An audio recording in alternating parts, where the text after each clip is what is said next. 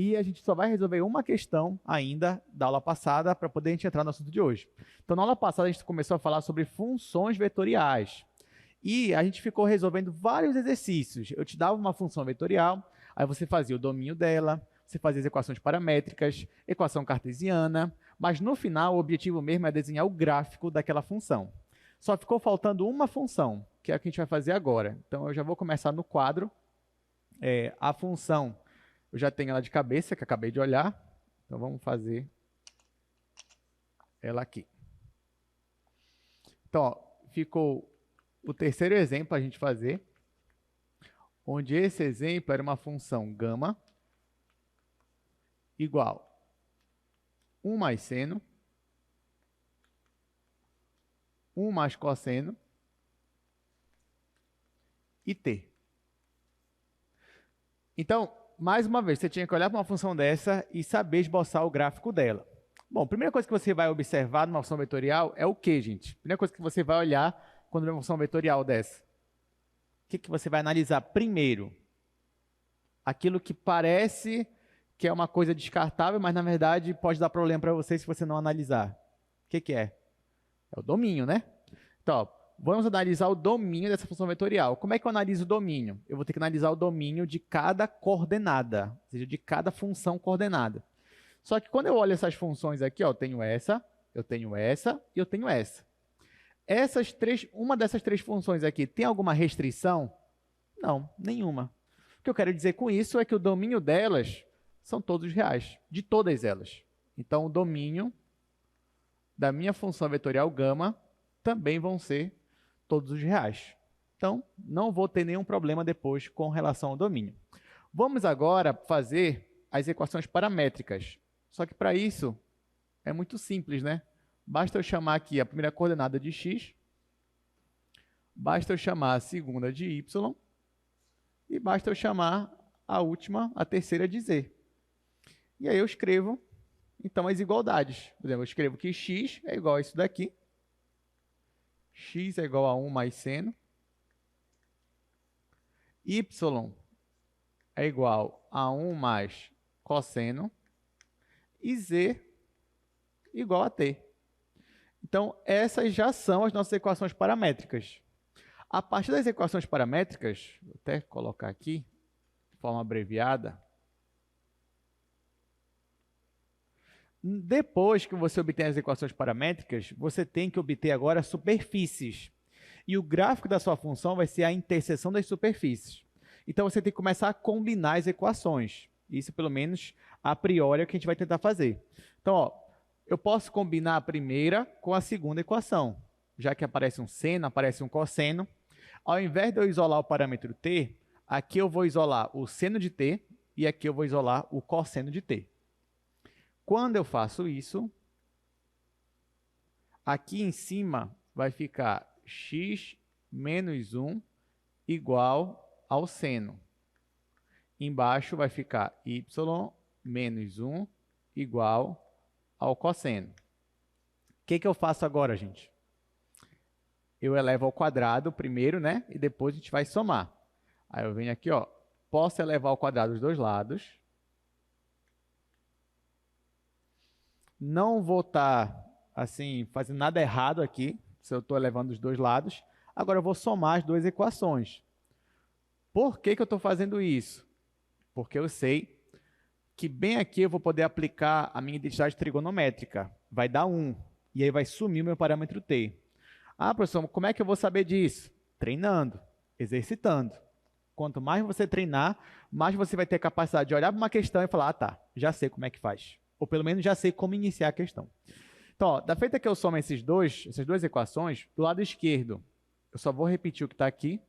Então, do lado esquerdo vai ficar x menos 1 ao quadrado mais y menos 1 ao quadrado.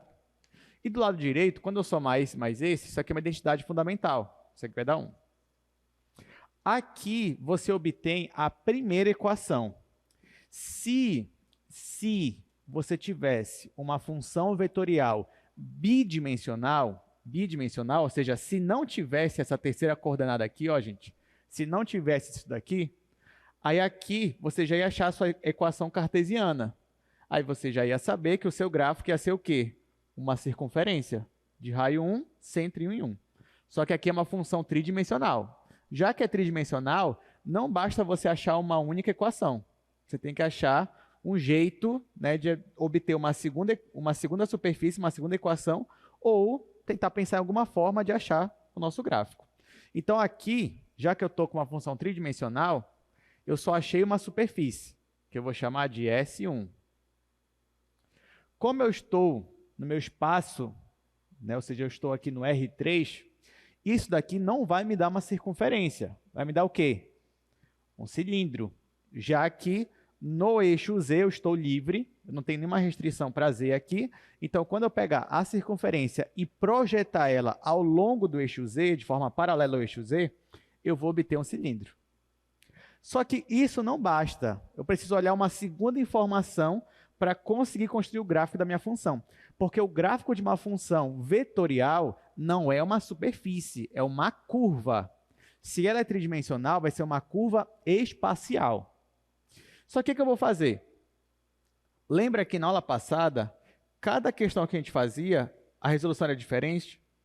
Então, a mesma coisa. Aqui eu vou fazer uma resolução diferente também, nessa questão. Então, mas esse caminho que eu vou seguir até um caminho mais simples. Porque, olha só, primeiro, vocês já sabem que eu tenho cilindro. Então, obviamente, a minha curva ela não pode fugir do cilindro. Não pode. Porque lembra que a minha curva vai ser a interseção de superfícies. Então, ela não pode, em algum momento, sair do cilindro, já que eu vou fazer a interseção dele com outra coisa. Só que a minha terceira equação é essa daqui, ó, Z igual a T. Ou seja, vamos parar para pensar e analisar um pouquinho essa função aqui. Conforme o T vai crescendo, o Z vai acompanhando o T. Sim ou não? E lá no meu espaço, o Z, o eixo Z, não seria o eixo das alturas? Não é esse nome que ele leva, né? Se não me engano, é o eixo das cotas. Mas aqui a gente está olhando ele como se fosse uma altura. Então, por exemplo, quando t igual a zero, quanto é a minha altura da minha curva? É zero. Então, quer dizer que eu estou no chão. Conforme t vai aumentando, ou seja, t igual a 1, t igual a 2, a minha curva ela vai aumentando de altura. Conforme t vai ficando negativo, a minha curva ela vai diminuindo a altura, no caso, para o lado negativo. Então, se você parar para pensar, eu posso olhar para essa superfície aqui, que é um cilindro, e imaginar que o meu ponto ele está subindo e descendo no cilindro. Só que, de forma reta, não. Porque se você reparar, ó, cada vez que você muda o parâmetro t aqui, aquele seu ponto ele vai andar. Ele vai andar ao mesmo tempo na circunferência e ao mesmo tempo na altura. Então, pensa num ponto que está mudando a posição dele na circunferência, mas também está subindo e descendo ao mesmo tempo. Isso vai formar o quê na mente de vocês? Pensa num ponto, né, que está mudando a movimentação dele aqui de forma circular, mas ao mesmo tempo está mudando a altura, né, ou está subindo ou está descendo. Isso vai te dar o quê? O que a gente chama de hélice, né? Você está fazendo como se fosse uma mola, digamos assim. Então, é mais ou menos isso que está acontecendo. Dessa vez, eu trouxe também no GeoGebra uma animaçãozinha para a gente entender melhor o que está acontecendo aqui. Então, já trouxe ela pronta. Então, eu vou só mostrar aqui para vocês. Então, olha só. Aqui, ó, percebam que eu troquei sem querer, mas não tem problema, vai dar no mesmo, tá? Porque aqui, ó, no exemplo, isso porque eu disse que estava na minha cabeça, né, a questão. No exemplo, era 1 mais cosseno e 1 mais seno. Ali no quadro eu coloquei 1 mais seno mais cosseno, mas não tem problema, né, porque a resolução é a mesma, não vai mudar. Pois bem, então, ó, deixa eu mudar aqui, tá aqui. Bem aqui, eu tenho o nosso pontinho, e inicialmente ele está aqui no chão.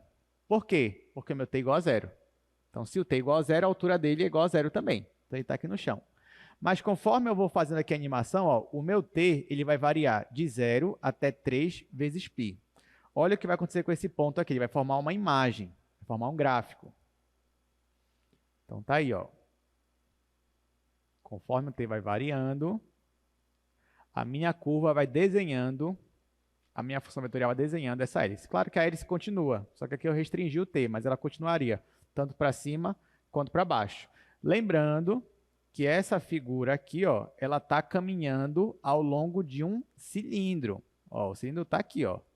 Então, essa figura aqui, ó, ela sempre caminha ao longo do cilindro. Como é que a gente sabe disso?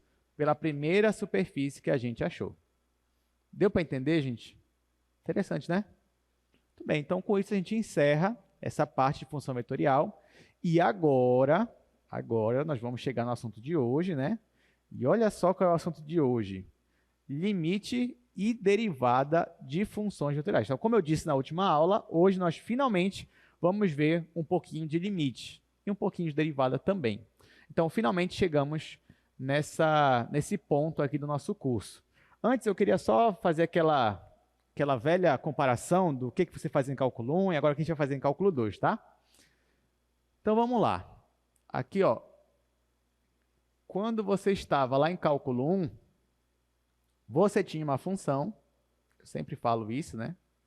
Que vai dos reais nos reais. Claro que aqui não é bem os reais, né? Pode ser um subconjunto. Mas aqui eu vou colocar uma função aqui que vai nos reais, não tem problema. Então, nesse caso, para cada x, a sua função levava a um f de x. Então, se você fosse fazer, por exemplo, o gráfico de uma função dessa, bastava para você o plano cartesiano, onde aqui você considerava o x, aqui você considerava o y. E essa função aqui, ela ia assumir um gráfico. Sei lá, um gráfico mais ou menos assim. Agora que você tem uma função, fazia sentido para a gente definir o que era o limite, o que era a derivada, o que era a integral, mas começando por limite. Limite, você pode lembrar, inicialmente falando, que é uma tendência, né? Então, por exemplo, primeiro você escolhe um ponto. Você escolhe um ponto lá, que esse ponto pode estar no domínio da sua função ou não. A graça é quando ele não estava no domínio da função, né? Aí isso que era mais interessante para a gente. Mas aqui tanto faz. Eu não vou entrar nesse mérito. Vamos escolher aqui um ponto qualquer. Vamos chamar esse ponto aqui de ponto A. Aí, ó, nesse caso aqui, no ponto A, ele assumiu um valor aqui na função. Ó. Então, a primeira coisa que a gente fazia era escolher um ponto aqui do eixo x. Depois, a gente ia começar a analisar o que acontecia com a nossa função conforme a gente ia se aproximando desse ponto. Isso vocês lembram, né? E nesse caso lá em cálculo 1, por exemplo, você poderia se aproximar ou pela direita ou pela esquerda. Então, você vinha aqui, ó, analisava o que acontecia quando você se aproximava pela esquerda ou pela direita. E quando você analisava isso daqui, poderia ser que a sua função aqui ela se aproximasse de algum valor. Estou supondo que o limite existe, né? Tem outros detalhes aí. Então, por exemplo, nesse caso aqui, ó, digamos que bem aqui, eu vou chamar de L. De L. Então, quando eu escrevia isso aqui, vocês entendiam muito bem lá em cálculo 1, ó, limite de f de x, quando x tende a A, é igual a L. O que eu estou dizendo aqui? Eu estou dizendo que quando x está se aproximando de A, ele está tão próximo quanto eu queira de A, mas ele é o A, ele vai ser exatamente o A? Não, ele só vai ser próximo de A, tão próximo quanto eu queira, mas ele não vai ser o A. Então, quando x se aproxima de A, a minha função, o valor dela, ou seja, a imagem da função, se aproxima de que valor? Do valor L, que é uma constante, né? Então, nesse caso aqui, ó, graficamente falando, quando eu me aproximava desse ponto A aqui, ou pela direita ou pela esquerda, aqui ó, no gráfico da minha função, a imagem dela está se aproximando de um valor que eu estou chamando de L. E a partir daí você começava a trabalhar com os limites. Como vai ser em cálculo 2? Bom, primeiramente, você tem que pensar o seguinte. Agora vai fazer sentido a gente trabalhar com o limite porque nós temos uma função. E a função que está trabalhando aqui é a função vetorial. Então, por exemplo, aqui ó, em cálculo 2, digamos que agora você tem uma função vetorial, vamos chamar essa função de alfa. O que é uma função vetorial? É uma função que leva dos reais, ou num subconjunto dos reais, no R2. Né? Então, para cada t, a sua função aqui, alfa t, aqui eu estou considerando que ela é bidimensional. poderia ser tridimensional, não tem problema nenhum. Então, a sua função αt, ela vai levar num par ordenado, ou seja, xt, yt. Bom, o que eu quero dizer agora é que para cada t que você escolher, a sua função αt, ela não vai te dar um número, não. Ela vai te dar um par ordenado, que nesse caso eu estou considerando que é um vetor. Então, para cada t, eu vou ter um vetor que a minha função vai me dar. Eu consigo analisar o gráfico dela? Consigo também. O gráfico dela é o quê? É bidimensional, tridimensional, é o quê? Isso daqui. A gente desenha ele no plano cartesiano. Então, o gráfico ainda é algo bidimensional. Mas, o que você tem? Você escolhe um parâmetro t. Então, por exemplo, digamos que você tem aqui uma reta, a reta dos reais. Aqui você escolhe um parâmetro t. Vamos dizer que é um t igual a a, né, já que a gente colocou a ali. E esse valor de a, ele vai te levar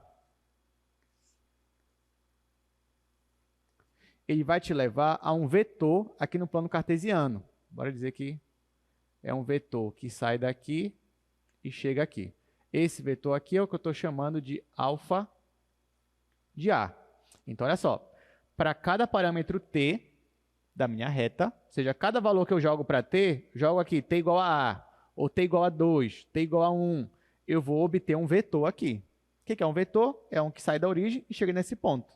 Só que quando a gente vai desenhar o gráfico da minha função, o gráfico dela não fica cheio de seta, né? Cheio de vetor. Não, a gente faz um gráfico bonito, um gráfico limpo.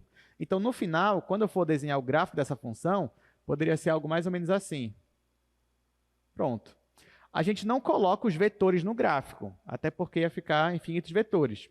Mas a gente sabe, né, que por trás desse gráfico aqui bonitinho, nós temos em cada ponto um vetor, que sai da origem e chega nesse ponto.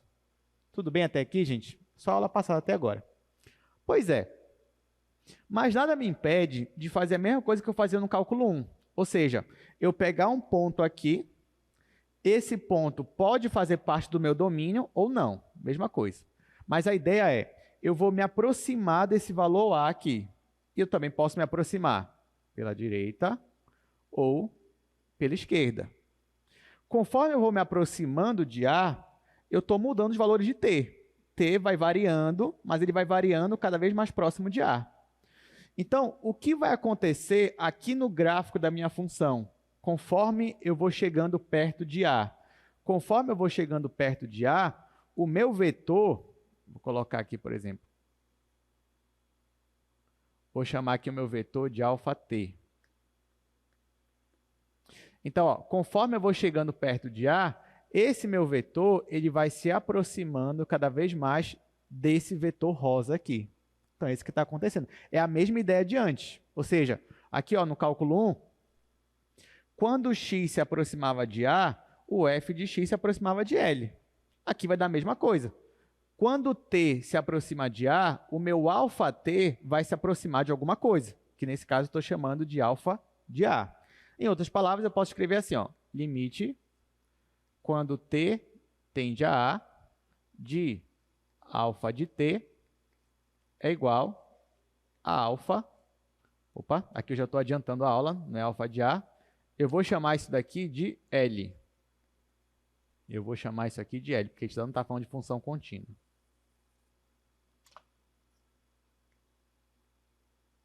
Então, olha, a principal diferença, gente, é que lá no cálculo 1, quando você tinha uma função real, valores reais, você se aproximava de um ponto em x e na imagem a sua função se aproximava de um número. Aqui na função vetorial, quando o nosso t se aproxima de um ponto A, a nossa função vetorial αt se aproxima de um vetor L. Tá? Então, ó, falando na imagem, a nossa função αt, ela se aproxima não necessariamente de um número, mas sim de um vetor L. Porque a minha função vetorial, para cada t, ela me dá um vetor.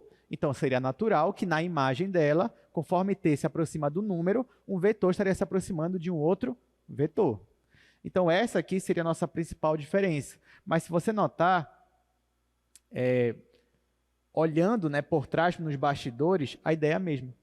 né? A ideia de limite é aquela ideia de aproximação, ou seja, você se aproxima do domínio e vê o que acontece na imagem. Só que agora a nossa imagem são vetores. Então agora um vetor está se aproximando de outro vetor. Essa que é a ideia. Deu para entender, gente? Aí vocês vão dizer, tá, professor, mas e aí, como é que calcula, né? Essa que é a pergunta que todo mundo quer saber. Mas calma, a gente já vai aprender como é que calcula. Mas primeiro, eu preciso que você entenda isso daqui. Eu vou até explicar isso em forma de animação. Eu trouxe aqui no GeoGebra uma animação para vocês, tá? Então, aqui, ó. Digamos que... Ó, vou mudar aqui. Digamos que você tem aqui uma função vetorial. Essa função vetorial que eu estou considerando é a função t cosseno t. Tá? Aí, olha só. Digamos que conforme eu vou variando em t... Deixa eu apagar aqui. Conforme eu vou variando em t, o que acontece com esse meu vetor verdinho aqui? Ó? Conforme eu vou variando, ele vai caminhando ao longo dessa função. Porque, na verdade, para cada t, eu tenho um vetor RT. E esse vetor aqui é que está desenhando o gráfico da minha função. Pois bem, vamos fixar um ponto da minha função. Vamos fixar esse pontinho bem aqui, ó, que vocês estão vendo. Esse pontinho bem aqui. Aí eu vou desenhar um vetor que sai da origem e chega nele. Tá aqui, ó. É esse vetor aqui que eu estou chamando de vetor L. É um vetor azul.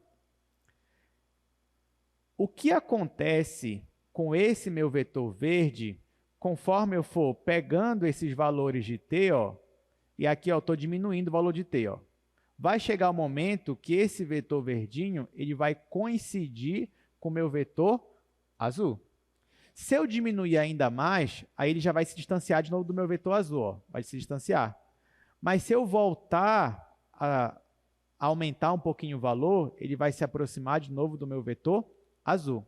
Então, notem que quando o meu t ele se aproxima de um certo valor, esse valor aqui que eu estou considerando, gente, é π sobre 6, tá? É π sobre 6. Então, conforme t se aproxima de π sobre 6, esse meu vetor verdinho, ó, ele se aproxima do vetor azul. Ou tanto pela direita, aqui, ó, tanto pela direita, quanto pela esquerda. Então, quando isso acontece, eu posso dizer que quando t tende a π sobre 6, esse meu vetor verdinho se aproxima, tende a esse meu vetor azul, que eu estou chamando de vetor L. Então, isso é uma forma de você perceber a tendência para funções vetoriais. Mas tem uma outra forma, que talvez seja mais simples para a gente. Bom, se eu tenho dois vetores, eu tenho aqui o vetor verde e o vetor azul. Perceba uma coisa, o vetor azul, ele está fixo, tá? O vetor azul, ele é fixo, ele não sai do lugar, ele está preso aqui, o vetor azul. É o meu vetor verde, ó, que está variando, mas o meu vetor azul, ele está preso. Muito bem. Se eu tenho dois vetores, faz sentido eu fazer a diferença dos vetores? Eu consigo diminuir um vetor do outro, sim ou não? Consigo, né? Se eu diminuir dois vetores, o resultado é o quê, gente? É um número ou é um vetor? É um vetor. Nesse caso aqui, ó, se eu diminuir esse vetor verde do vetor azul, vai me dar esse vetor vermelho aqui, ó. Então, este vetor vermelho é o vetor diferença entre o vetor verde e o vetor azul. Quanto mais eu me afasto do meu vetor azul, o que acontece com esse vetor vermelho? Ó? Quanto mais eu me afasto do vetor azul, o que acontece com esse meu vetor vermelho? Ele aumenta. Veja, o tamanho dele é cada vez maior. Porém, quando eu me aproximo do meu vetor azul, o que acontece com esse vetor vermelho? Ele diminui de tamanho. Faz sentido? Faz, né? Porque esse vetor vermelho é a diferença do vetor verde menos o vetor azul. Então, quanto mais próximo o meu vetor verde estiver do vetor azul, menor vai ser o tamanho desse vetor vermelho. Até chegar o momento, nesse caso aqui, que o vetor vermelho ele vai sumir. Então, vocês concordam comigo que uma outra forma de eu analisar a tendência de dois vetores é pelo tamanho do vetor, que é a diferença entre eles? Seria uma outra forma. Então, quando é que eu digo que um vetor ele tende a outro? É quando a norma do vetor diferença tende a zero. Ou seja, quando aquele vetor vermelhinho ele tende ao vetor nulo. O tamanho dele tende a zero. Então, você tem duas formas de analisar tendência de funções vetoriais, olhando diretamente para os vetores ou olhando para a diferença deles, fazendo com que a diferença ela tenda cada vez mais a zero. Muito bem, então depois dessa explicação, vamos aqui no nosso slide. Vamos voltar aqui no nosso slide, nós temos muita coisa para ver hoje, né? a gente tem limite, derivada e a gente também tem vetor tangente. Só que antes, gente, de eu começar a voltar a falar de limite, eu só queria falar com vocês de algumas operações com funções vetoriais. Porque assim, e aqui eu vou passar bem rápido, na verdade, tá? Por que eu vou passar bem rápido? Porque vocês concordam comigo que funções vetoriais não são vetores? São, né? Se uma função vetorial é um vetor, faz sentido eu somar funções vetoriais? Faz. E como é que eu somo? Que nem eu somava vetores. Faz sentido eu multiplicar uma função vetorial por um escalar? Faz. E como é que eu faço isso? Da mesma forma que eu fazia com vetores. Faz sentido eu pegar duas funções vetoriais e fazer o produto escalar entre elas? O que vocês acham? Faz também, porque elas são vetores. E como é que eu faço isso? Da mesma forma que eu fazia com vetores. Então, por isso que eu vou passar bem rápido essa parte aqui, ó. Por exemplo, primeira propriedade, primeira operação é a adição. Se você tem duas funções vetoriais e você quer somar, o que você vai fazer? Você vai somar em cada coordenada. Por exemplo, aqui, ó, se você tem αt igual a essa função aqui e βt igual a essa função, e você quer somar essas duas funções, o que você vai fazer? Você vai somar em cada coordenada. Então, vai ficar t mais 2t. Aqui vai ficar seno de t mais e elevado a t. E aqui vai ficar 3 mais menos 2, que vai ficar 3 menos 2. Aí aqui o que der para somar, você soma. O que não der, você deixa como está. Então aqui, ó, t mais 2t, 3t. Aqui eu deixei como está, 3 menos 2 igual a 1. Então é só isso. Então se algum dia você tiver que somar funções vetoriais, basta você somar em cada coordenada. A mesma coisa é a subtração entre elas. Outra, multiplicação por escalar. Se você tem uma função vetorial e você multiplica essa função por um escalar, basta você multiplicar em cada coordenada. Então, aqui, ó, exemplo, se você tem essa função alfa e você quer multiplicar ela por 2, basta você multiplicar em cada coordenada. Então, aqui vai ficar 2t, 2 seno de t, e 2 vezes 3, 6. Acabou. Só que aqui também, gente, nesse caso, faz sentido eu fazer uma multiplicação por uma função escalar. Por uma função escalar. O que é uma função escalar? Função escalar são aquelas funções do cálculo 1, funções que são dos reais nos reais. Nesse caso, está bem definido você pegar uma função escalar e multiplicar por uma função vetorial. Como é que faz isso? Basta você multiplicar em cada coordenada. Então, por exemplo, se você tiver essa função alfa aqui, ó, a função alfa é seno, cosseno e t. E você tem essa função f de t igual a t mais 1, e você quer fazer f vezes alfa, basta você pegar t mais 1 e multiplicar em cada coordenada. Então, vai ficar t mais 1 vezes seno, t mais 1 vezes cosseno, t mais 1 vezes t, que é t quadrado mais t. Tá? É só isso. Então, se você tem uma função escalar, você multiplica em cada coordenada a sua função vetorial. Outra, produto interno. Então, ó, como é que você faz produto interno de funções vetoriais? Basta você fazer a mesma regra. Por exemplo, você tem essa função aqui, alfa, e essa função beta. E você quer fazer o produto interno entre elas. Você vai fazer a primeira coordenada, que é o seno, vezes a primeira daqui, que é o cosseno. Então, vai ficar seno vezes cosseno. Depois, você vai fazer cosseno vezes menos seno. Só que vai ficar menos seno cosseno. Quando você somar, um vai anular o outro. E no final vai ficar t vezes 1. t vezes 1 é t. Então, por isso que o resultado aqui, ó, deu isso daqui. E, por fim, a nossa última operação é o produto vetorial. Então, se você tem funções tridimensionais, faz sentido você fazer o produto vetorial entre eles. Como é que faz isso? Basta você jogar numa matriz 3x3 e calcular o determinante. Por exemplo, se você tem essas duas funções vetoriais, e você calcular esse produto vetorial aqui, você vai chegar nesse vetor. Aqui, gente, eu vou fazer no quadro, só para a gente se acostumando logo com essas nomenclaturas. Isso aqui é só um exemplo, tá? Vou fazer aqui o alfa e o beta. O alfa é seno, cosseno e t. Já o beta é cosseno, menos seno, e 1. Pronto.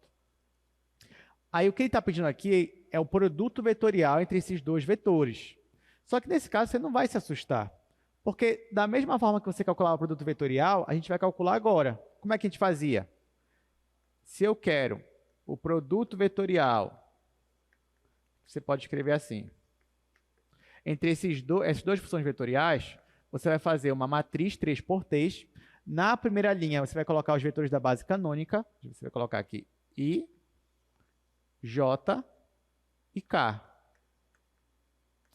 Na segunda linha, eu vou colocar as coordenadas de alfa, que é seno de t, cosseno de t e t.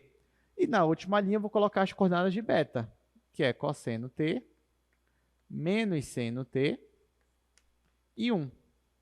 E vou calcular esse determinante. Para calcular o determinante, eu vou repetir as duas colunas. Então, vai ficar I, seno, cosseno. E agora, J, cosseno e menos seno. Agora eu vou multiplicar de cima para baixo, sem mudar o sinal. Então, aqui vai ficar cosseno vezes 1 vezes I.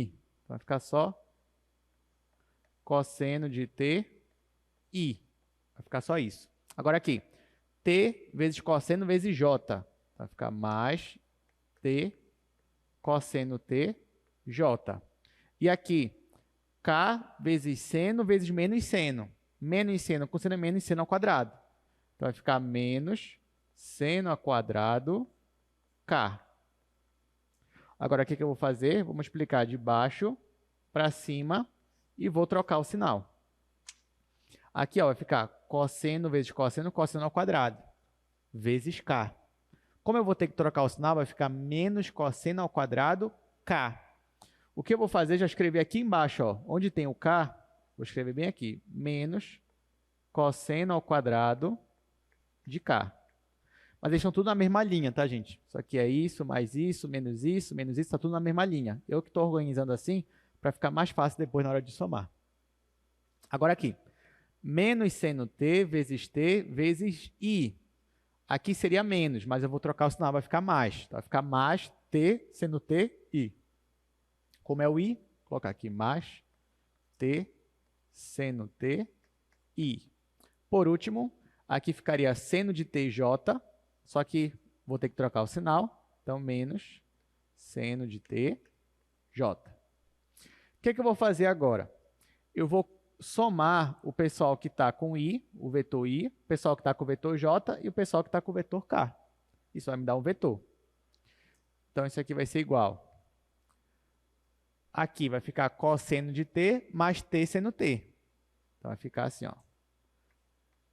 T seno t mais cosseno t. Isso em i. Aqui vai ficar, em j, vai ficar t cosseno menos seno. Então, vai ficar t cosseno menos seno. Isso em j. E só falta o k. Só que o k, gente, olha só, vai ficar menos seno ao quadrado menos cosseno ao quadrado. Eu posso colocar o menos em evidência. Quando eu coloco o menos em evidência, isso mais isso vai dar 1. Então, vai ficar menos 1k. Menos 1k, eu posso colocar só menos k. Vou colocar aqui embaixo, ó, menos k. Então, no final, quando eu fiz o produto vetorial de duas funções tridimensionais, o resultado me deu uma função vetorial tridimensional. Se vocês quiserem deixar assim, pode deixar. Mas se você quiser escrever em coordenadas, então vai ficar assim. Na primeira é t seno t mais cosseno. Na segunda é t cosseno t menos seno. E na última é menos 1. Então, essa aqui é a nossa resposta final. Agora, a gente só uma diferença aqui, ó. A gente fez ainda agora, pelo menos eu mostrei para vocês, o produto interno entre essas duas funções, essas mesmas funções. Quando a gente calculou o produto interno, deu isso daqui, ó. Ou pelo menos eu coloquei o resultado no slide, né? No final, o produto interno ia ficar esse vezes esse, mais esse vezes esse. Só que isso é seno vezes cosseno, e aqui é menos seno vezes cosseno, então um ia anular o outro. No final ia ficar só t vezes 1, que é t. Vocês conseguem perceber alguma diferença entre o resultado do produto escalar e o resultado do produto vetorial? É que no caso do produto vetorial, quando eu fiz, o resultado final que deu aqui foi uma função vetorial. Já no produto interno, quando eu fiz, o resultado me deu uma função vetorial? Não, me deu uma função escalar. Então, o produto interno ou o produto escalar vai te dar uma função escalar. O produto vetorial vai te dar uma função vetorial. Tá? Então, essa aqui é uma das grandes diferenças, que também era a mesma diferença lá quando você estava trabalhando só com vetores. Pois bem, então com isso, a gente encerra essa parte de operações, né? Falei que ia passar bem rápido, já que a gente já falou muito disso em vetores, já treinamos muito isso em vetores, né? Então, vamos voltar aqui para a parte de limite, que é a parte que nos interessa hoje. Então, olha só, falando de limite, vamos dar uma definição aqui, ó. Sejam alfa uma função vetorial e A um número real. Dizemos que o limite de alfa, quando t tende a A, é o vetor L, se acontecer o quê? Se, à medida que o t se aproxima de A, a imagem αt se aproxima de L. Então, simbolicamente, nós escrevemos assim. Então, isso eu já mostrei para vocês. Então, eu tenho, por exemplo, aqui ó, um αt, e aqui eu tenho um vetor L paradinho. Conforme t se aproxima de A, pode ser que esse αt ele se aproxime de L. Se isso acontece, eu digo que o limite existe. O limite existe é igual a L. Outra forma de a gente analisar isso daqui é quando o α de t menos L é um vetor que está diminuindo cada vez mais, até chegar em zero. Ou melhor, ele está tendendo para zero. Então, ó, esse vetor ele indica quão próximo o α se encontra de L. Então, quanto menor o valor da norma desse vetor, ou seja, quanto menor o tamanho dele, isso significa que mais o α se aproxima de L. Pois bem, até aqui a gente já passou aqui, acho que ó, quase meia hora falando de limite com vocês. E eu mostrei o desenho, mostrei no GeoGebra, dei uma definição intuitiva para vocês. Só que assim, eu não quero decepcionar vocês. Então, eu sei que nesse ponto da aula, cada um de vocês já está se perguntando uma coisa. Porque toda vez que você fala de limite, tem que ter ali alguns elementos que sempre aparecem. E se você reparar, até agora eu não falei deles.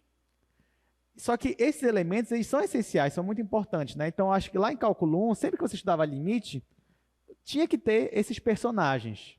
E até agora eu não falei deles. Então, você poderia falar para mim, professor, o senhor está só me enrolando. Porque até agora o senhor não falou lá daqueles personagens principais.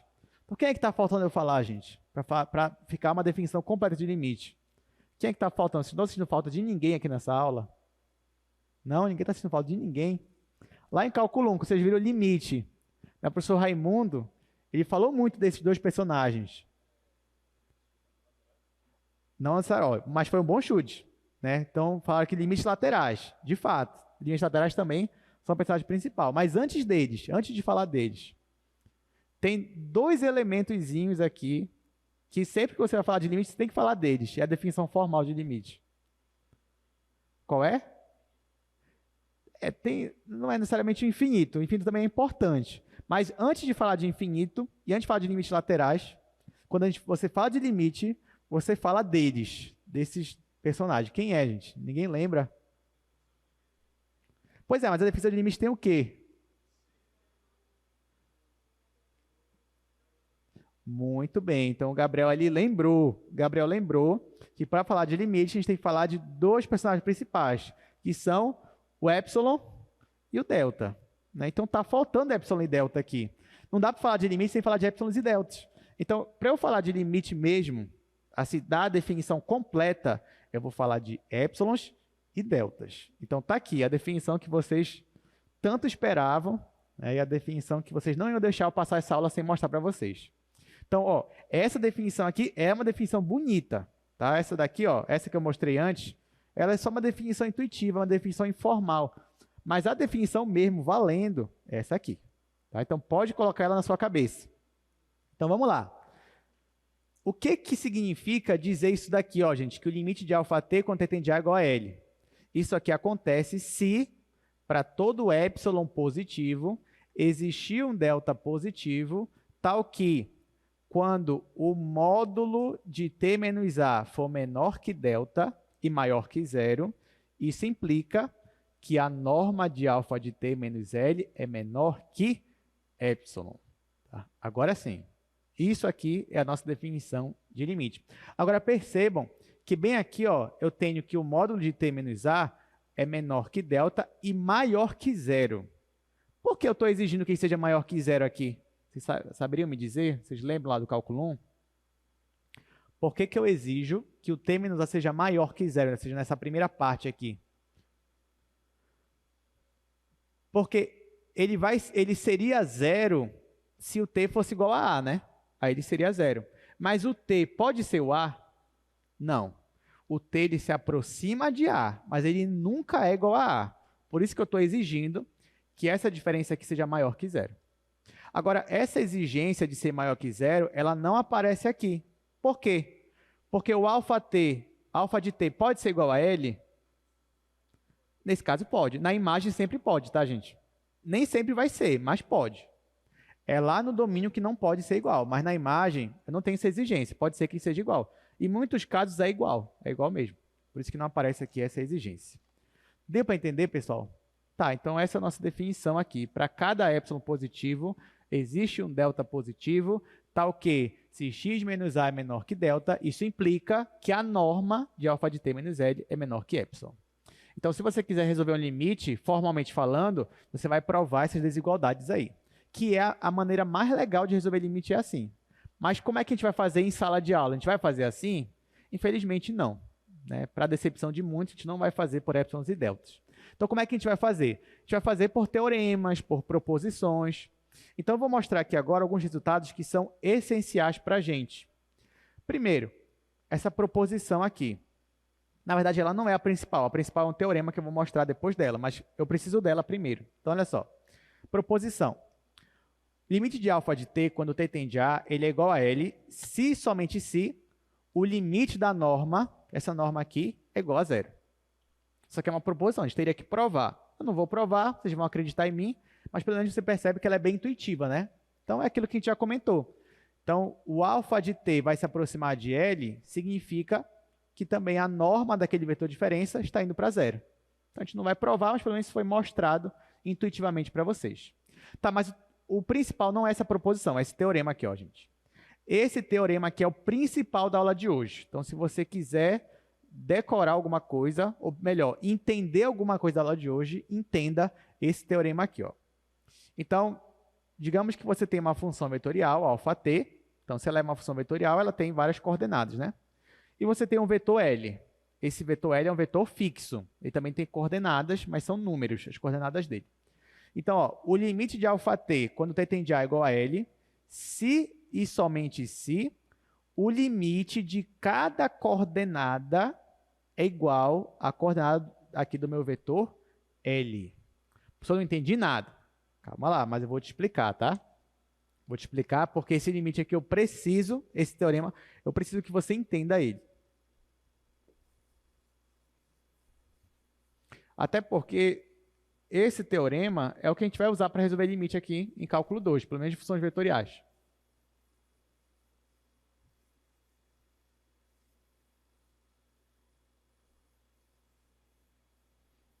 Vou só escrever aqui o teorema. Só resumir ele aqui. Então, ele está me dizendo que o limite de alfa de t, quando t tende a A, é igual a L, se e somente se o limite de cada coordenada, quando t tende a A, ele existe e é igual às coordenadas de L. Tá? Então, vamos lá. Esse é o teorema que eu estou mostrando para vocês. Na prática, como é que ele funciona? Por exemplo, você tem uma função aqui, ó, αt igual t quadrado e elevado a t e 2. Aí eu peço para você, calcule para mim o limite de αt quando t tende a zero. Tá? Calcule o limite de αt quando t tende a zero.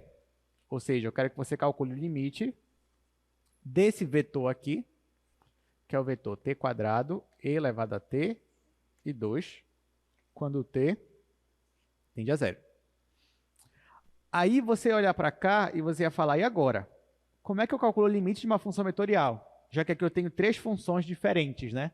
Como é que eu ia fazer? Bom, se você nunca escutou nenhum teorema, nenhuma propriedade, o que você ia ter que fazer aqui é tentar provar por épsilons e deltas. Você tem que tentar fazer isso. Mas, o que diz o nosso teorema aqui? Olha o que diz o teorema. Que esse limite vai existir, o limite da minha função vetorial, se essa mesma tendência faz com que tenha limites em cada coordenada. Em outras palavras, calcular o limite de uma função vetorial é calcular o limite separadamente em cada uma dessas coordenadas. É isso. Então, por exemplo, se eu quisesse calcular esse limite aqui, eu teria que fazer assim, ó. Eu teria que calcular o limite da primeira coordenada, quando t tende a zero. Teria que calcular esse mesmo limite para a segunda coordenada, quando t tende a zero. E para a terceira coordenada, quando t tende a zero. Eu sei calcular esses limites aqui separadamente? Sim ou não, gente? Sei, né? Eu sei. Você sabe calcular esse limite aqui, ó, olhando só para ele aqui, ó. Sabe calcular? Sabe, né? Você sabe calcular esse limite aqui, só ele, sozinho? Sabe, né? Você aprendeu em cálculo 1. Esse daqui, sabe calcular? Sabe também. Então, vamos lá, me ajudem aqui. Quanto é o primeiro limite? 0. Quanto é o segundo limite? 1, né? Porque elevado a 0 é 1. Quanto é o terceiro limite? 2. Ah, professor, então quer dizer que quando eu for calcular um limite de uma função vetorial, basta eu pegar o limite e multiplicar ele em cada coordenada? Não, por favor, não use essa linguagem. A gente não está multiplicando nada aqui. Ah, professor, já sei, é só pegar o limite e colocar ele para dentro aqui, ó, em cada coordenada. Não use essa linguagem. A gente está usando Isso aqui que a gente está fazendo vem de um teorema. Então, calcular limite de função vetorial, o que você tem que falar é o seguinte: calcular limite de função vetorial é equivalente a calcular o limite de cada função coordenada. Isso você pode falar. Essa é a linguagem correta. Ah, mas por que isso é verdade? Por causa desse teorema aqui. Nós demonstramos o teorema? Não demonstramos. Nossa, professor, mas esse teorema é importante para a gente. Você não tinha que demonstrar? Verdade, eu tinha que demonstrar. Mas a gente não tem muito tempo para isso. Mas eu vou dar uma ideia da demonstração dele, pelo menos. Se vocês ficarem felizes comigo, eu vou dar uma ideia da demonstração desse teorema aqui. Mas vocês entenderam essa parte aqui, gente? Pelo menos na prática, como é que faz? Deu para entender? Posso apagar isso daqui? Vou usar esse espaço, mas a gente vai usar. A gente vai usar outros exemplos também para calcular limites, tá? Tudo bem, então agora vocês entenderam como é que usa esse teorema, né? Vocês entenderam como é que usa ele. Então, basta você calcular o limite em cada coordenada. Acabou. Tá, mas agora, por que eu posso acreditar que esse teorema aqui é verdade? Bom, aqui, na hora que você for demonstrar ele, tem um resultado que seria o resultado principal para poder você concluir esse teorema aqui. O resultado é esse daqui, ó. Veja se vocês concordam comigo. Vamos lá. Vocês acham que... Ó, o que é isso daqui? É o módulo de x e t menos li. Quem é x e t? É uma função coordenada aqui da minha função vetorial. Digamos, pode ser a primeira coordenada, ou a segunda, ou a terceira. E quem é li? É aquela coordenada do vetor L. É uma constante. Então, ó, vocês concordam comigo que isso daqui, esse módulo, é a mesma coisa que raiz quadrada de x1 de t menos li ao quadrado? Sim ou não? Esse módulo é a mesma coisa que isso aqui? É, né? A gente falou disso desde a primeira aula. Tá, agora vocês concordam comigo que o que está aqui dentro, ó, é alguma coisa ao quadrado. Então, isso daqui é não negativo? Não negativo? Sim, né? Ah, professor, mas tem uma diferença aqui. Tudo bem, mas tem um quadrado. Então, isso aqui é não negativo. Então, vocês concordam comigo que isso daqui é menor ou igual que isso aqui, ó, x1 de t mais, ou mais não, menos L1 ao quadrado mais, até chegar nesse, xi de t menos Li ao quadrado mais, até chegar no último, vou chamar de xn de t menos Ln ao quadrado. Professor, o que o senhor fez aí? Bom, olha o que eu fiz. Dentro da minha raiz quadrada, eu somei com vários elementos. Só que cada elemento desse que eu somei são elementos também não negativos, porque eu tenho quadrado aqui. Se eu faço isso, vocês concordam comigo que quando eu somo elementos não negativos, o resultado ele sempre vai ser maior do que esse, ou pelo menos igual a esse, se eu somar tudo com zero? Então, eu concordo que isso é menor ou igual que isso. Sim, professor, mas por que o senhor fez isso? Porque isso daqui, essa raiz quadrada, nada mais é do que, olha só, essa raiz quadrada é justamente a norma de alfa de t menos L. Essa raiz quadrada aqui todinha, ó, nada mais é do que a norma de alfa de t menos L. Pode perceber, ó, pega o alfa t, que é x1 de t, x2, x3, x4, até xn, e subtrai de L. Quem é L? L1, L2, L3, até Ln. Subtrair esses dois vetores é subtrair em cada coordenada. Depois calcula a norma. Mas o que é a norma? Raiz quadrada da primeira coordenada ao quadrado, mais a segunda ao quadrado, mais, até chegar na última ao quadrado. Então, isso daqui é a norma. Agora, o que acontece se essa norma aqui, ó, tender a zero? Se essa norma tender a zero, vocês concordam comigo que esse daqui também vai tender a zero? Por quê? Porque esse daqui é menor ou igual que aquela norma. Isso aqui é módulo. Então, módulo é maior ou igual que zero. Ou seja, isso daqui, ó, ele vai estar entre zero e uma norma que está tendendo para zero. Teorema do confronto, se aquela norma tender para zero, então isso aqui também vai tender para zero. Então, essa ideia que eu estou falando aqui para vocês é como se fosse o coração da demonstração. Entender isso aqui, você consegue demonstrar esse teorema. Porque, olha só, o que diz? Que se esse limite existe, então isso aqui existe. O que quer dizer que esse limite existe? É dizer que essa norma vai para zero. Mas se essa norma vai para zero, então cada um desses vai para zero. Se cada um desses vai para zero, é porque esse limite existe. O contrário também é verdade. Se esses limites existem, é porque isso aqui está indo para zero, isso aqui está indo para zero, para zero, para zero, então no final a norma também vai para zero. Então, se isso aqui acontece, isso aqui também acontece. Que é uma demonstração se e somente se. Vale a ida, vale a volta. Mas tá, isso são só formalidades matemáticas, né? Eu sei que muita gente gosta disso, dessas formalidades, né, demonstrações. Pouquíssima gente não gosta disso, pouquíssima gente já quer partir logo para o cálculo. Então, por isso que a gente vê algumas demonstrações aqui. Mas hoje, acho que só tem essa, pelo menos que eu lembre. Né? Acho que as outras não tem muita demonstração. Tá? Então, deu para entender, gente? Claro que eu não vou cobrar em prova a demonstração, só para você ter uma ideia. O principal é você saber aplicar esse teorema, que é calcular o limite em cada coordenada. Aí você vai dizer, nossa, professor, mas quer dizer, então, que calcular limite em cálculo 2 é quase como se fosse a mesma coisa em cálculo 1, só que eu vou ter que calcular vários limites ao mesmo tempo? Até agora sim, né? Até agora sim, porque você tem funções vetoriais, você vai calcular em cada um. Mas antes que você fique triste comigo, não vai ser assim até o final do curso. Porque isso aqui é só um tipo de função, são as funções vetoriais.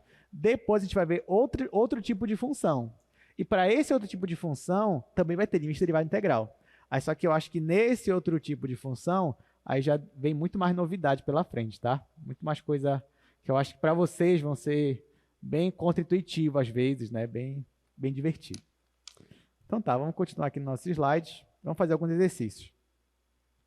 Ó, vamos resolver esses limites aqui, ó, gente. Primeiro e o segundo. Então vamos treinar aí o teorema. Então se cair na prova de vocês, você não vai mais se assustar com isso, com essa nomenclatura, porque você já sabe até calcular.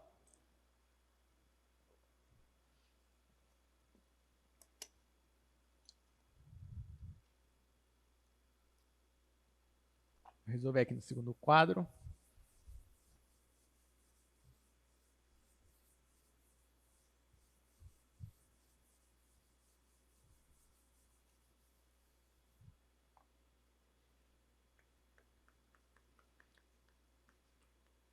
Só vou escrever aqui a questão. Limite quando t tende a 3, t menos 3, t quadrado menos 8, aqui módulo de t menos 1 dividido por t menos 1. Vamos resolver essa questão, gente. Bom, você já sabe, você quer calcular o limite de uma função vetorial. Essa função vetorial tem duas coordenadas. Então, calcular o limite dela é calcular o limite da primeira coordenada e também calcular o limite da segunda coordenada.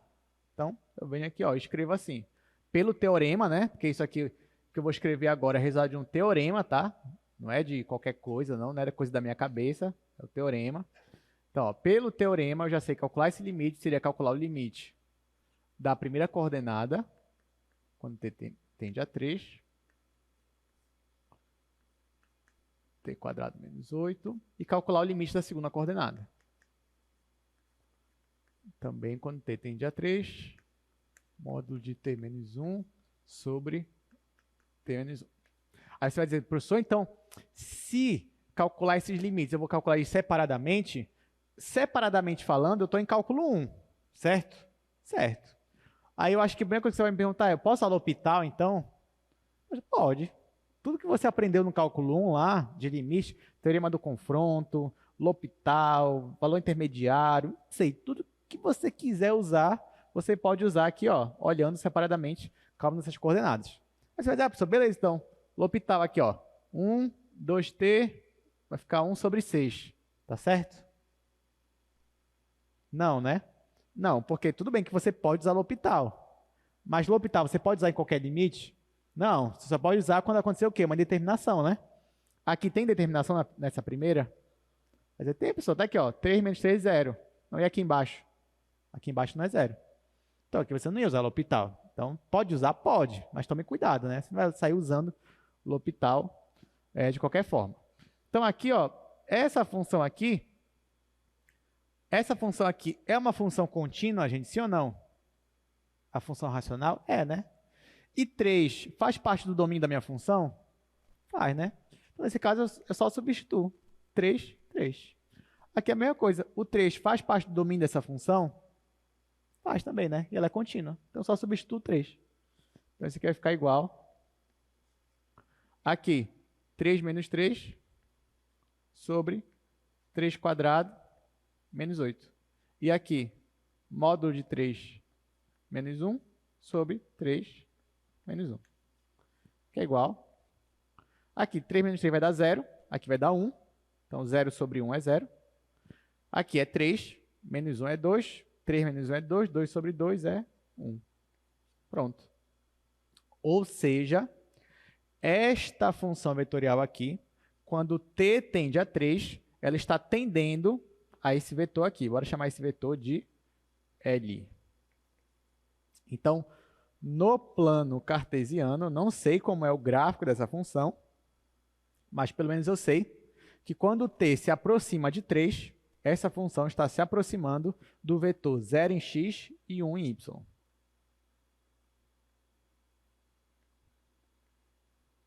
Então, esse aqui, vamos dizer que é 1. Então, eu não sei de onde o meu gráfico está vindo, mas eu sei que quando t tende a 3, o meu vetor aqui ele está tendendo a esse vetor que eu estou chamando de vetor L. Tudo bem, gente? Olha, isso aqui é importante porque, assim, na prova de vocês, eu já vi muito acontecer o seguinte, ó, por exemplo, eu peço, calcule esse limite aqui. Aí, olha o que a pessoa faz. Ela calcula isso aqui separadamente. Nossa, mas não é isso que é para fazer? É, mas olha o que ela faz. Lá na prova dela, ela não escreve assim, né? Dentro do vetor. Ela escreve assim, separado. Limite de t menos 3, enfim, aquilo que você já conhece. Aí embaixo, limite, aí o outro limite. Aí no final, o primeiro limite deu 0 e o segundo limite deu 1. Tem problema ela fazer assim? Não tem problema. Desde que qual vai ser a resposta final, gente? Qual vai ser o resultado do limite? Vai ser assim a resposta final? Não, tem que ser assim, né? Não é uma função vetorial? O limite da função vetorial tem que dar o quê? Um vetor. Então, na sua prova, você não pode resolver o limite e deixar solto. Ah, tá, é 0, Um é 1, o outro é 5, se for tridimensional. E acabou. Não, você está errando. Assim, porque você não está dando a resposta completa. Né? Então, você tem que dar no final o vetor. Pode fazer assim separado? Pode. Mas desde que no final você coloca as informações, né, juntas. Mas tá, só estou falando isso para não repetir esse erro neste semestre, tá bom? Então, agora você já sabe. Vamos fazer o outro limite, que o outro limite é mais legal do que esse daí. Esse daí é meio sem graça, né, que a gente fez agora.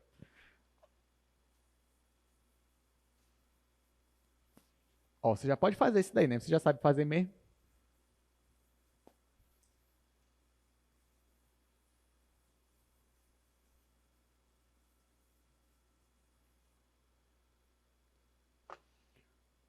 Só anotar aquele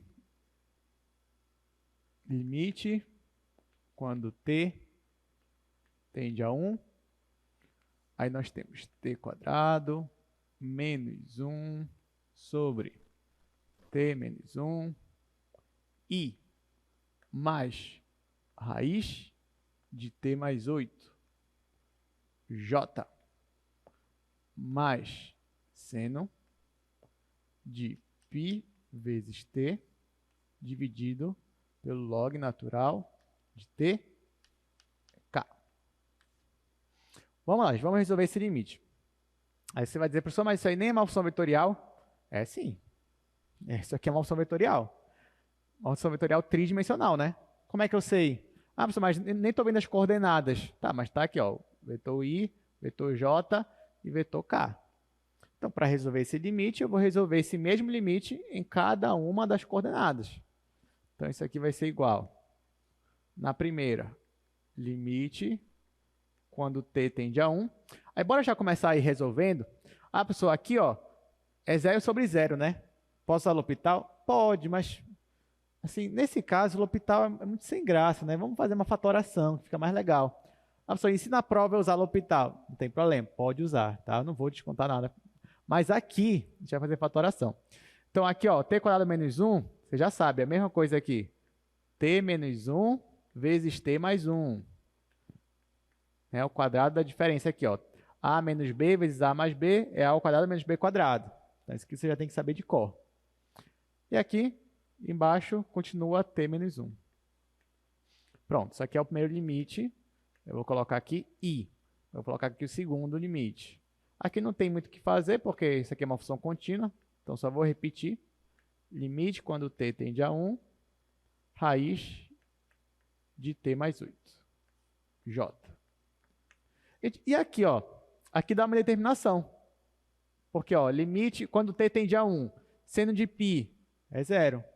Log natural de 1 é 0. Aqui está dando 0 sobre 0. E aqui, o que eu faço? Agora você pode usar L'Hopital. Tá? Então, o L'Hopital ele surgiu para resolver esse tipo de problema.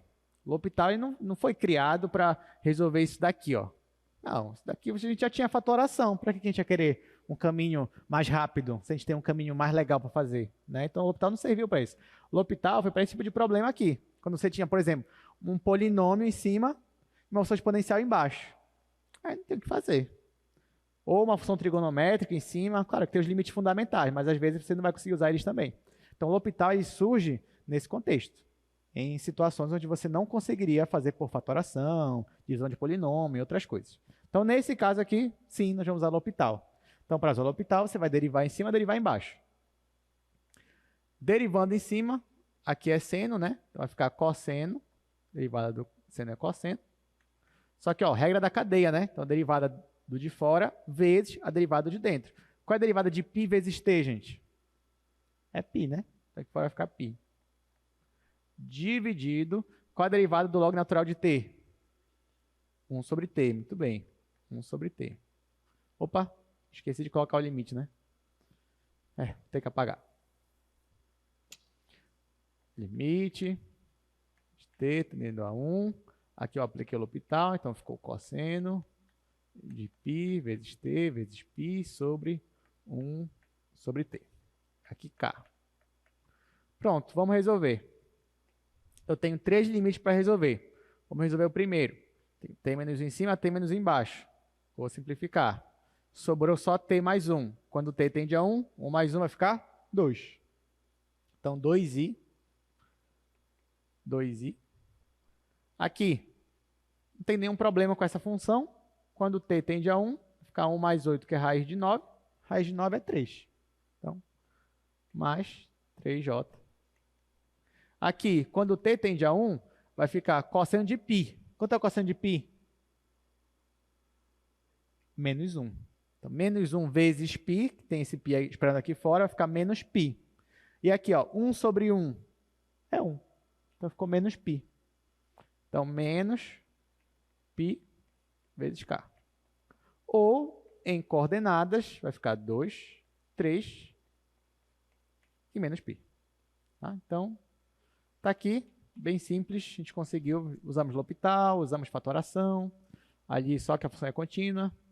Então, pronto, a gente não tem muito o que comentar, né? Já que muito daqui já é o cálculo 1 que você já conhece. Então, vamos continuar aqui e vamos falar de algumas propriedades do limite, tá? Isso também aqui eu vou passar rápido, até porque a gente... Ou vocês já viram muito disso em cálculo 1, a gente só vai repetir, e muitas delas são intuitivas também. Então, ó, limite da soma é igual à soma dos limites, aqui isso ainda vale. Limite do múltiplo escalar. Então, quando você tem limite de k vezes alfa, você pode tirar o k, deixar ele aqui fora e fazer o limite só de alfa t. K tem que ser uma constante, obviamente, para você fazer isso. Outra, limite do produto interno. Olha só, se você quer colar o limite desse produto interno, é a mesma coisa que o produto interno dos limites. Isso aqui não é uma multiplicação comum, tá, gente? Isso aqui é o produto interno, cuidado. Não estou falando de multiplicação, estou falando de produto interno. O produto interno tem que seguir aquela regrinha lá que você já conhece. Então, isso aqui vale. O que é interessante, porque isso aqui não é óbvio de dizer que isso ia acontecer. Porque isso aqui não é uma multiplicação usual, isso aqui é o produto interno. Outra, a mesma coisa do produto vetorial. Então, o limite do produto vetorial é o produto vetorial dos limites. Então, também vale essa propriedade. Outra. Ah, professor, como é que o senhor sabe disso? Demonstrando. Você tem que pegar e demonstrar. Sei que vocês gostam de demonstração, mas a gente não consegue fazer todas, né? Então, a gente vai só mesmo mostrar as propriedades. E agora, a próxima definição importantíssima para a gente, quando fala de limite, não tem como não falar dela, é a definição de continuidade. Quando é que a gente vai dizer que alfa é contínua em um ponto? É fácil, né? Quando o limite de alfa t, quando t tende a A, é igual a alfa de A. Ou seja, quando coincide com a imagem da própria função naquele ponto. É quando aquela normazinha lá dá zero, né? Já que quando você fez a tendência, aquela sua função está tendendo não só para L, mas justamente para a imagem da função, para o alfa de A. Qual detalhe, tá, gente? Lembra aqui, ó, para eu falar de função contínua, eu tenho que pegar um ponto que está no domínio da minha função. Então, por exemplo, aqui, agora, deixa eu voltar aqui rapidinho. Esse ponto aqui, ó, esse ponto que é ponto igual a 1, ele faz parte do domínio da minha função aqui? O que vocês acham? O t igual a 1 faz parte do domínio? Não. Então, faria sentido eu perguntar para vocês se essa função aqui é contínua em t igual a 1? Não faria sentido, porque só faz sentido eu perguntar se o ponto faz parte do domínio. Tanto que, se eu perguntar para vocês, essa função aqui, ela é contínua? O que vocês iam me responder? O que vocês acham? Ela é contínua? Essa função aqui sozinha, ó, é contínua? Esse quociente aqui, essa divisão? É contínua. É contínua. A função racional é contínua, gente. Você vai dizer, professor, mas no t igual a 1? Mas o t igual a 1 não faz parte do domínio. Então, contínua é quando a função acontece aquilo para todo ponto do domínio. Então, sim, isso aqui é uma função contínua. Isso aqui é contínua e esse daqui é contínua? Também. Então, isso aqui seria tudo contínuo. Bora voltar para cá. Então, essa aqui é a nossa definição. E proposição. A função ela vai ser contínua somente se todas as funções componentes são contínuas. Então, para você saber se uma função vetorial é contínua, você vai olhar para cada coordenada. Se em todas as coordenadas você tiver funções contínuas, então a sua função vetorial vai ser contínua. Exemplo. Ó, essa função aqui, ela é contínua? Ela é contínua. Você vai dizer, não, professor, não é.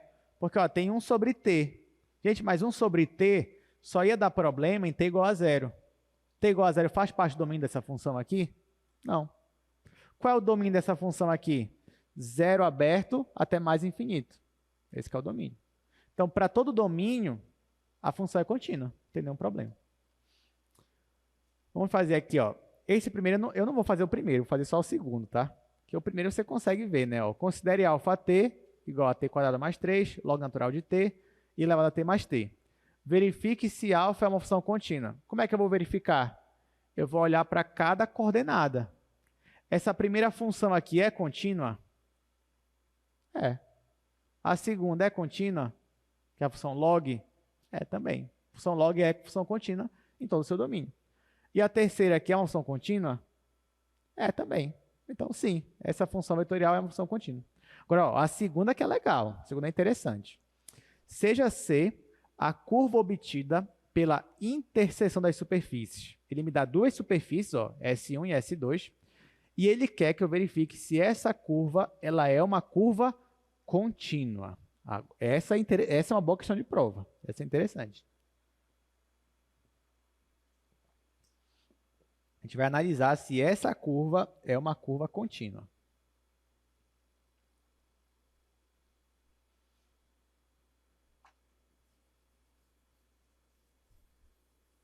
Então, note que nesse caso ele não me deu nenhuma função vetorial.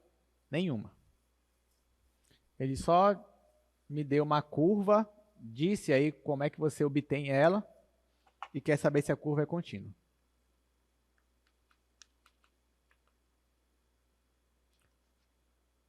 Então, ele me deu duas curvas, que é S1, x² mais y² igual a 4. E ele me deu também a superfície S2, que é z igual a x vezes y. Vamos lá, vamos fazer essa questão. A única coisa que ele me fala é que a nossa curva ela é a interseção de duas superfícies. Nós já sabemos, desde a aula passada, que quando você pega duas superfícies e faz a interseção delas, isso te dá uma curva espacial. É o que a gente veio fazendo lá naquela parte de função vetorial tridimensional. Pois bem, só que aqui ele faz o caminho inverso, porque lá, o que a gente estava acostumado? Eu te dou uma função vetorial e, a partir dela, você obtém duas superfícies. Não era assim que a gente fazia? Agora é o caminho inverso. Ele me dá duas superfícies e quer que eu ache a minha função vetorial. É isso que ele quer. Como é que a gente vai fazer isso? Bom, o que a gente vai fazer agora é tentar parametrizar essa minha curva. O que é uma parametrização, gente? É quando você descreve a curva em função de um parâmetro. Claro, o parâmetro que a gente está acostumado a usar aqui é o parâmetro t. Então, será que, a partir dessas informações, eu consigo descrever a minha curva a partir de um parâmetro t? É isso que a gente tem que pensar. Bom, para isso, você já sabe que a nossa curva ela é bidimensional ou ela é tridimensional? Ela é tridimensional, porque eu tenho ó, superfícies, interseção delas, então ela é tridimensional. Se ela é tridimensional, então ó, na hora que eu vou fazer a parametrização, até escrever aqui, ó, eu estou fazendo uma parametrização. Então, o que é uma parametrização? Eu vou escrever para essa curva as equações x, y e z, só que a partir de um parâmetro t. Ou seja, o que eu quero escrever é, a partir das superfícies, eu quero achar as equações paramétricas. É isso que eu vou fazer. Tá, mas como é que eu faço isso? Bom, primeiro, você tem que entender que não existe só uma única parametrização. Você pode parametrizar, dependendo da situação, mais de um jeito. Então, a ideia aqui é que eu escreva x, y e z como uma função de t. Só que, se for só isso, está muito fácil, né? Porque vai dizer, professor, eu só tenho que escrever x como uma função de t? Eu digo, aí tá bom. Então, x é elevado a t, y é t² e z igual a t mais 1. Pronto. Escrevi x, y e z em função de t. É verdade, você escreveu. Mas tem uma condição. Da feita que você parametrizou a sua curva, esses valores aqui têm que satisfazer essas equações. Tá? Então, por exemplo, se eu escolhesse para x e elevado a t e para y t ao quadrado, na hora que eu jogasse aqui, ó, e elevado a t ao quadrado mais t quadrado ao quadrado, isso ia dar 4 para qualquer parâmetro t? Não. Então, eu tenho que escolher funções, aqui, ó, funções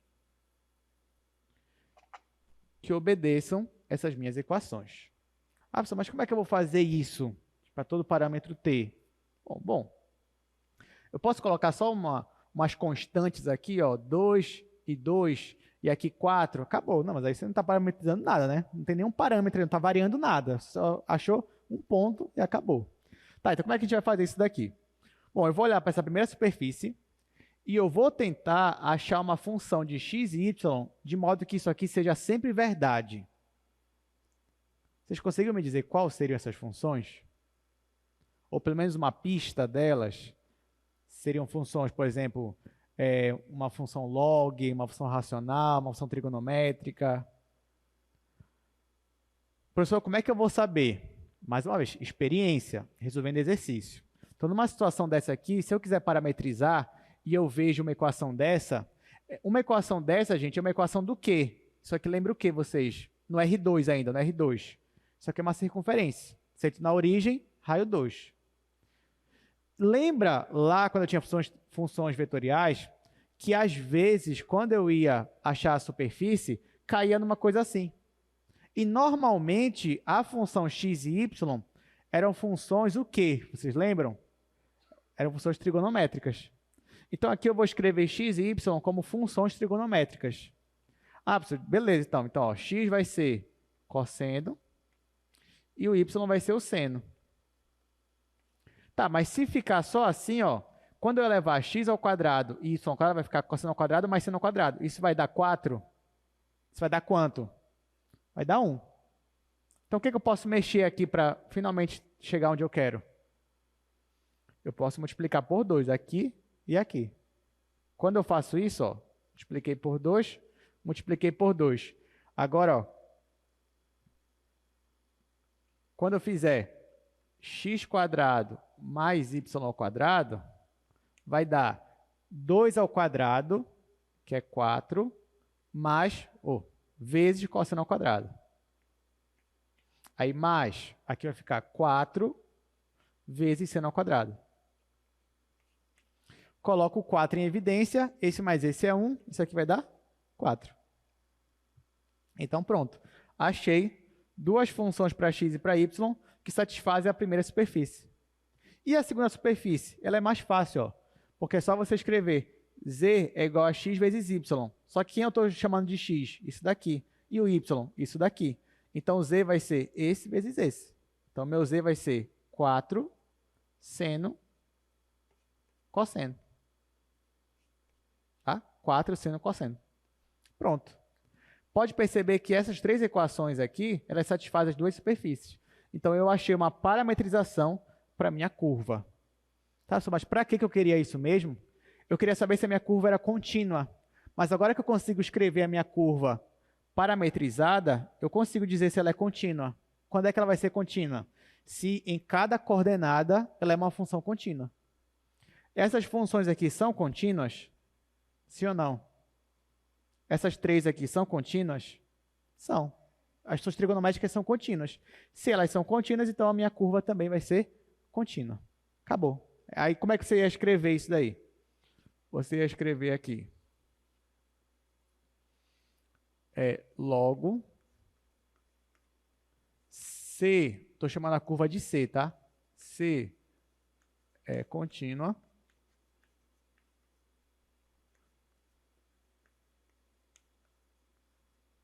Porque cada função... Aqui você pode escrever de vários jeitos, né? Vou escrever assim. Porque cada função das equações paramétricas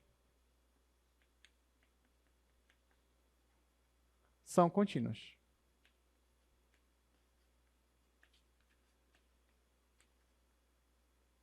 Pronto. Essa é a nossa resposta. Então, C é uma função contínua, por quê? Porque cada função das equações paramétricas são contínuas. São essas daqui, no caso, que eu achei. S, S e S. Terminou a questão. Então, essa sim é uma questão interessante, né? Porque essa daí já foge um pouquinho do que a gente está acostumado lá no cálculo 1. Com isso, então, podemos partir para a próxima etapa aqui do nosso curso, que é falar de derivada de funções vetoriais. Porém, gente, a derivada também vai ser uma coisa bem simples. Por quê? Porque você aprende de cálculo 1 que toda derivada é, na verdade, o quê? Um limite. Toda derivada é um limite. Que limite? Isso daqui, ó. Então, ó, a derivada de alfa em um ponto, né, vai ser também um vetor, e esse vetor vai ser dado por esse limite aqui, ó. Então, isso daqui, que a gente chama de quociente de Newton, quando eu faço o limite de h tendendo a zero, isso aqui é o que nós definimos como derivada, tanto lá em cálculo 1, quanto agora em funções vetoriais no cálculo 2. Você pode usar tanto o limite dessa forma, quanto assim, né? Os dois são a mesma coisa. Aí você vai dizer, nossa, professor, mas faz sentido isso daqui? Faz, porque ó, aqui em cima eu não estou subtraindo vetores. Subtrair vetores é quando você subtrai em cada coordenada. E aqui estou dividindo por h, só que o h é uma constante, é um escalar. Então, dividir por h é só você dividir em cada coordenada. Então, sim, faz sentido esse limite, sem problema nenhum. Como é que vocês acham que a gente vai calcular a derivada aqui, em funções vetoriais? A gente vai derivar em cada coordenada. Porque a derivada não é o limite. E calcular limite não é calcular limite em cada coordenada? Então, a mesma coisa, a mesma ideia. Então, quando você vai calcular esse limite aqui, você vai calcular o limite, esse mesmo limite aqui, só que em cada coordenada. Só que em cada coordenada é a derivada em cada coordenada. Então, derivar uma função vetorial seria derivar cada uma das funções coordenadas. Simples assim.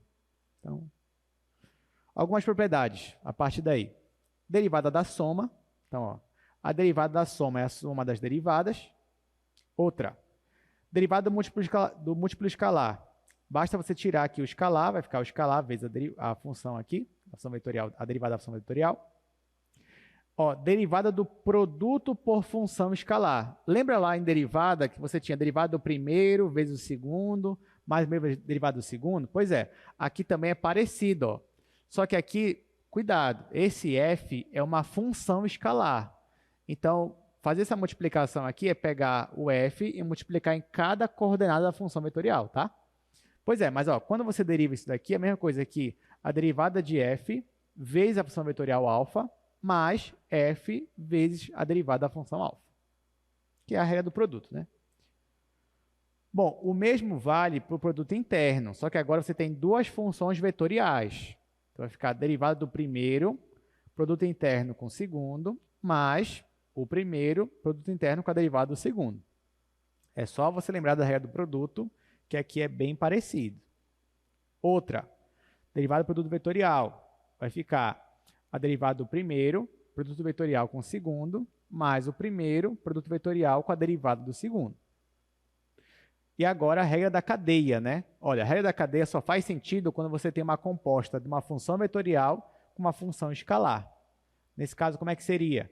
Vai ficar a derivada de alfa com argumento de f, ft, vezes f' de t.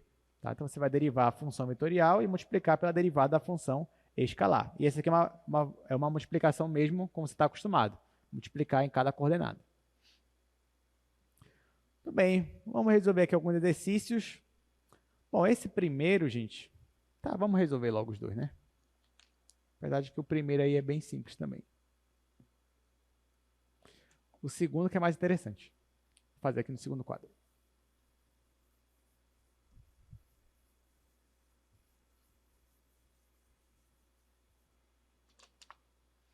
Olha só, deixa eu fazer bem rápido esse primeiro.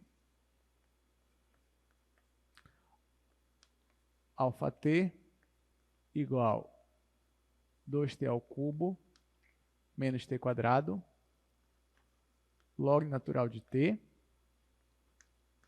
tangente de t. Vamos resolver isso daqui. Ele quer que a gente derive essa função vetorial. Mais uma vez, derivar essa função vetorial é derivar em cada coordenada. Então, por exemplo, aqui, ó, se eu for calcular a derivada de alfa, eu vou ter que derivar isso, isso daqui e isso daqui. Gente, vamos derivar isso daqui primeiro. Qual a derivada de 2t ao cubo? 6t quadrado. Muito bem, 6t quadrado. Aí, menos, qual a derivada de t quadrado? 2t. Então, tá aqui, 2t. Aqui, qual a derivada do log natural de t? 1 sobre t. Aqui vai ficar 1 sobre t. Qual a derivada da tangente? Secante ao quadrado. Secante ao quadrado de t. Ah, professor, mas como é que eu ia saber? Eu não decorei. Não, que bom que você não decorou.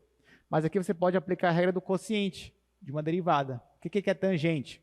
Tangente é seno de t sobre cosseno de t. Aí, na hora que você fosse derivar, você vai ficar derivada desse vezes esse, menos a derivada menos esse vezes a derivada desse. Quando você faz essa conta, aqui em cima vai ficar 1. Porque vai ficar a densidade trigonométrica aqui em cima. Embaixo vai ficar o quadrado do quociente. Então, caso você tenha esquecido a derivada da tangente, você lembra que tangente é seno sobre cosseno, aplica a regra do quociente e você vai chegar nisso daqui. Só que 1 sobre cosseno ao quadrado é a mesma coisa que secante ao quadrado. Se quiser deixar assim também, não tem problema. E acabou a questão. Muito fácil, né? Muito fácil. Então, encerramos esse exercício. Vamos para o próximo. Vou fazer ainda aqui também. Então, vamos ver como é o segundo exercício. Olha só, o vetor posição de uma partícula é dado, isso aí em metros, pela função S de t igual a 1t e t quadrado. Aí ele quer que eu determine o vetor velocidade dessa partícula. Gente, olha só que interessante. Uma das aplicações das funções vetoriais é justamente no ramo da física que a gente chama de cinemática, quando você estuda o movimento dos corpos. E aí, agora que você tem conhecimento das funções vetoriais, você consegue, por exemplo, expressar como é que uma partícula ela se movimenta no espaço. Como é a trajetória de uma partícula no espaço. Então, por exemplo, aqui, ó, uma partícula ela está caminhando no nosso espaço aqui tridimensional. Conforme o tempo passa, as coordenadas dela mudam. Então, ó, aqui é 1, aqui é t quadrado. Então, conforme o t vai mudando, cada um desses vai mudando também. Só que o que ele quer da gente é o vetor velocidade, porque isso aí é o vetor posição. Só que você já sabe lá do cálculo 1 e da física 1, que para calcular velocidade nada mais é do que o quê, gente? Do que a derivada do vetor posição. Então, para eu achar, ó, eu já tenho o vetor posição, eu quero achar o vetor velocidade, né? Já que o que é velocidade média? Não é ΔX sobre ΔT? O que é velocidade instantânea? Não é esse mesmo quociente quando ΔT vai para zero? Aí você tem a velocidade? Isso não é a derivada? É a derivada, você aprendeu isso lá em cálculo 1. Então, se eu quero achar o vetor velocidade, basta eu fazer o quê? Eu derivar o vetor posição. Só que eu já sei que derivar o vetor posição é derivar em cada coordenada. Qual a derivada de 1? 0. Qual a derivada de t? É 1. Qual a derivada de t quadrado? 2t. Aqui deu 0. Quer dizer que essa partícula não está se mexendo? Ela está se mexendo.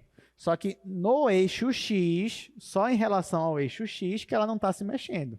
É como se olhando só para o eixo x, ela estivesse parada. Onde? Em 1. Mas assim, de forma abrangente, ela está assim se movendo.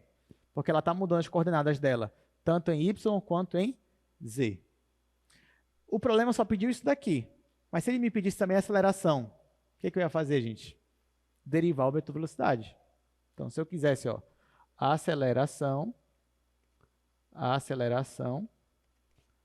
bastava eu derivar o meu vetor velocidade.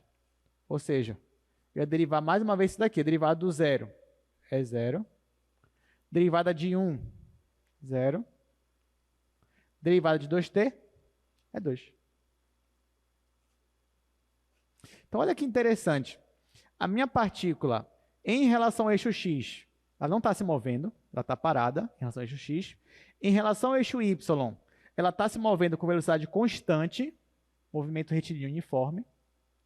E em relação ao eixo Z, ela está se movendo, mas em movimento uniformemente variado. Ou seja, a aceleração ela é constante. Então, só em uma partícula, você consegue perceber aí praticamente todos os movimentos que você viu lá na física, né? Quando a partícula está parada, quando está em movimento retilíneo uniforme, quando está em movimento uniformemente variado. Né? Interessante, né? E aí a gente poderia pegar aqui e desenhar. Né? Para cada instante t, por exemplo, t igual a 0, eu poderia dizer onde é que estava a partícula, onde é que estava o vetor velocidade dela e onde é que estava o vetor aceleração dela. Então, se você reparar, o vetor aceleração, ele sempre vai estar o quê? Apontado para cima, na vertical, sempre. Porque aqui é 0, 0 e aqui é 2. O vetor velocidade não. O vetor velocidade vai estar meio inclinado ali, ó, ele vai estar inclinado ali no plano y, z. Tá? E o vetor posição, ele vai mudando, mas pelo menos em relação a x, ele é sempre igual a 1. Deu para entender, gente? Então, ó, dever de casa, pega uma questão dessa e fique desenhando. Escolhe um valor para t igual a 0. Aí aqui ia dar 1, 0, 0. Pega o espaço, né, desenha lá os eixos x, y, z e marca esse ponto aqui, 1, 0, 0. Essa é a posição dela. Para esse mesmo ponto, desenhe o vetor velocidade dela. Para t igual a 0 é o vetor 0, 1, 0. Então, olha que interessante. Vou fazer aqui rapidinho. Olha que interessante. Então, isso aqui, ó, para t igual a 0. Para t igual a 0, onde é que está a minha partícula? Minha partícula está 1, 0, 0. Então, é como se ela estivesse bem aqui, ó. Essa é a posição da minha partícula. Nesse mesmo instante, para onde está apontada a velocidade, o vetor velocidade? Em 0. Vai ficar 0, 1 e 0. Ou seja, 0, 1 e 0 seria um vetor que está bem aqui, ó. Só que para ficar mais realista, eu vou pegar esse vetor e posicionar ele bem aqui. Eu posso fazer isso, né? Vetor eu posso colocar onde eu quiser. Então, eu vou tirar ele daqui e vou colocar ele aqui, assim, ó. Então, nesse instante t igual a 0, a partícula está aqui. A velocidade dela está apontada para cá. Esse aqui é o V0. E a aceleração dela está apontada para cima. Então, eu venho aqui e coloco um vetor mais ou menos assim, ó. Esse aqui é o vetor aceleração com t igual a 0. Interessante, né? Então, no mesmo ponto você consegue analisar o vetor velocidade e o vetor aceleração. Aqui eu poderia colocar o vetor posição também, o vetor saindo daqui e chegando aqui. Esse aqui seria o meu vetor posição, que é o que está chamando de S0. Mas, na prática mesmo, onde a minha partícula está, é nesse ponto aqui, no ponto final do meu vetor. Tudo bem, gente? Então, ó, dever de casa, façam aí várias vezes uma coisa assim, né, desenhando os vetores velocidade, aceleração e vetor posição.